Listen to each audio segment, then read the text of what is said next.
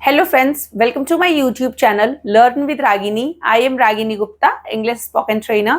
आज मैं आई हूँ एक नए टॉपिक के साथ प्रोनाउन। जो आप लोग बेसिकली प्रोनाउन के बारे में हमें बहुत छोटे बच्चे को भी सिखाना पड़ता है कि जब वो फर्स्ट और सेकंड क्लास में होता है प्रोनाउन क्या होता है, और जो बच्चे कॉम्पिटिटिव एग्जाम्स की तैयारी करते हैं उनके लिए भी प्रोनाउन बहुत ज़रूरी है। तो ये एक बहुत ही लेंथी चैप्टर है बट इट्स वेरी इजी भी है। अगर आप इसे नोट्स के साथ और नए नए सेंटेंसेस के साथ बनाएंगे तो आपको बहुत इजीली समझ में आने लगेगा कि प्रोनाउन होता क्या है। तो आज मैं आपको पहले तो बताऊंगी प्रोनाउन होता क्या है और ये कितने काइंड्स होते हैं, ये इसके कितने प्रकार होते हैं। ये कम से कम 10 तरह के होते हैं प्रोनाउन। ये सारे उसके नेम हैं और मैं थोड़ा थोड़ा सा अभी आपको इंट्रोडक्शन दूंगी इन सारे नेम के कि क्यों ऐसे नेम पड़े हैं, इसका कारण क्या है। और आपको मैं अपने सारे आगे की भी वीडियो में जो मैं नेक्स्ट वीडियोस बनाऊंगी वो सारे प्रोनाउन पे होंगे। वन बाय वन मैं सारे काइंड्स के means personal pronoun, reflexive pronoun सबके बारे में एक एक वीडियो को मैं अपलोड करूंगी जिससे आप इजीली सीख सकते हैं प्रोनाउन। चलिए हम शुरू करते हैं। पहले तो हम बताना चाहते हैं कि प्रोनाउन होता क्या है। तो आप एकदम सिंपल भाषा में समझिए कि प्रोनाउन वो होता है जो शब्द हम नाउन की जगह पे इस्तेमाल करते हैं, दैट्स कॉल्ड प्रोनाउन।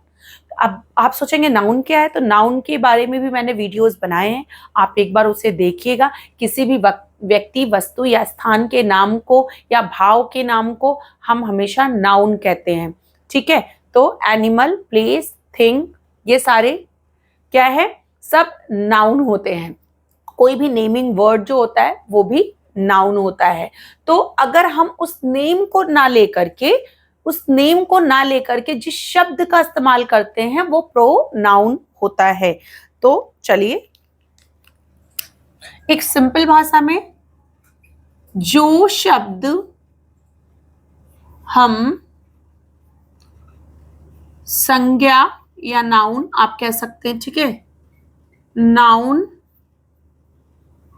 की जगह इस्तेमाल करते हैं उसे हम प्रोनाउन कहते हैं, ठीक है, प्रोनाउन कहते हैं। ये हो गया। अच्छा, अगर हम अब इसी को सेम बोले, ये बोले कि कैसे जो शब्द हम संज्ञा के इस्तेमाल पे के जगह पे इस्तेमाल करते हैं, तो एक एग्जांपल ले सकते हैं। जैसे कुछ भी राम, ठीक है, Ram found a purse, Ram found a purse, he picked it up, उसने उसे, राम को एक पर्स मिला, उसने इसे उठाया, and give it to his friend,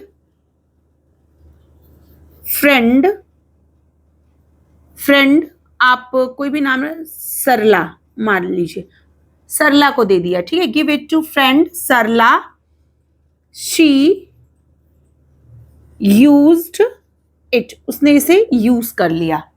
अच्छा, एक ये एग्जाम्पल है, Ram found a purse, he picked it up and give it to his friend Sarla, she used it. अच्छा, अब मैं आपको बताती हूँ राम क्या है। ये राम क्या है, राम नाउन हो गया, ठीक है, राम नाउन हो गया।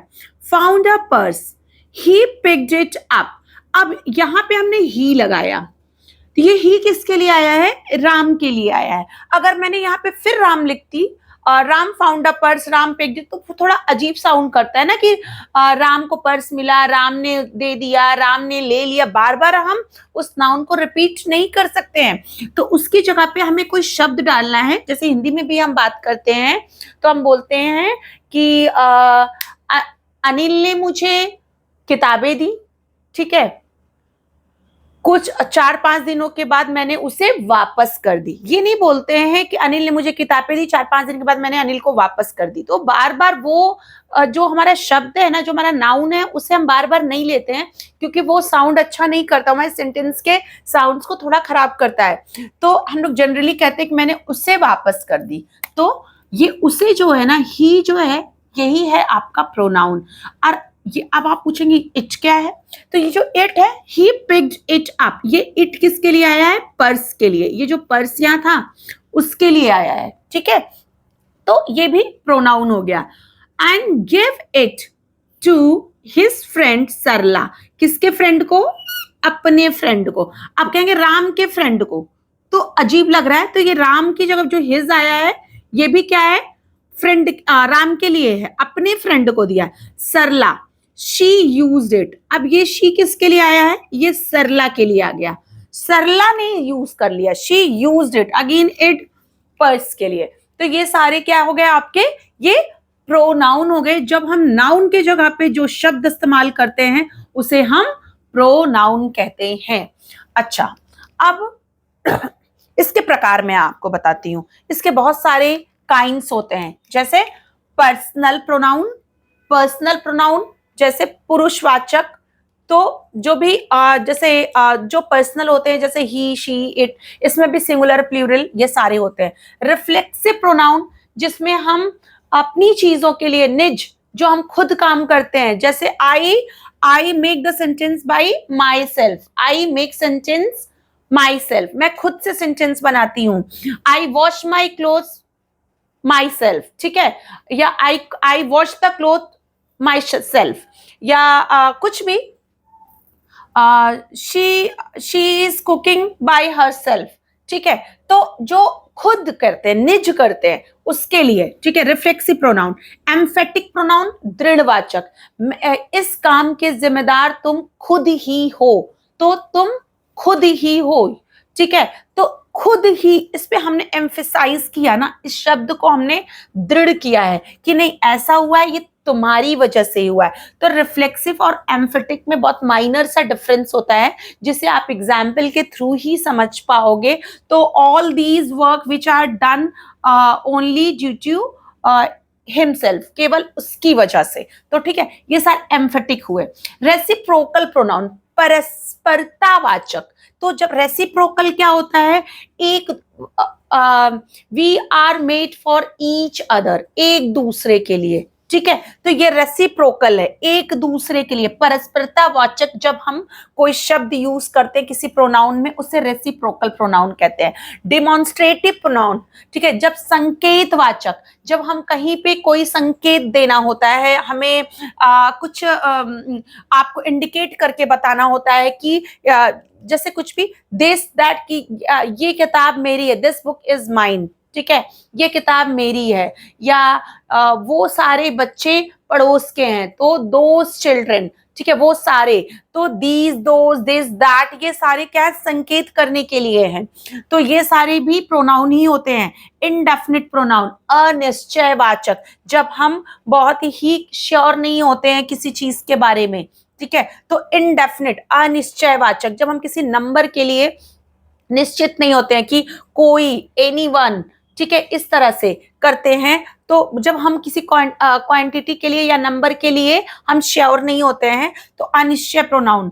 और इंटरोगेटिव प्रोनाउन, जब हम कोई क्वेश्चन पूछते हैं, प्रश्नवाचक, वो इंटरोगेटिव प्रोनाउन होते हैं। डिस्ट्रीब्यूटिव, जब हम कोई चीज बांटते हैं, विभाजक वाचक, ठीक है, जब हम कोई चीज बांटते हैं, दो भागों में जब हम बांटते हैं, या आप कह सकते हैं कि दो जैसे आप कह सकते हैं कि डिस्ट्रीब्यूटिव प्रोनाउन में, विभाजक वाचक में, जब हम कोई चीज बांट देते हैं, ठीक है, कोई भी सेंटेंसेस में जब हम कुछ चीज बांटने का काम करते हैं। रिलेटिव प्रोनाउन, जब हम संबंध बताते हैं, दो सेंटेंसेस में जब हम संबंध बताते हैं। I found a purse, that purse was his, तो ये हो गया ना, मैंने एक पर्स मिला और वो पर्स उसका था, तो इसमें हमने संबंध बताया। बस मैं हल्का सा आपको इंट्रोडक्शन दे रही हूँ सबका, ठीक है। और एक्सक्लेमेटरी, जब हम बहुत बढ़ा चढ़ा, सॉरी, जब हम एक्सक्लेम करके, मीन्स जब सरप्राइज होकर के कोई सेंटेंस बनाते हैं, जैसे कुछ भी,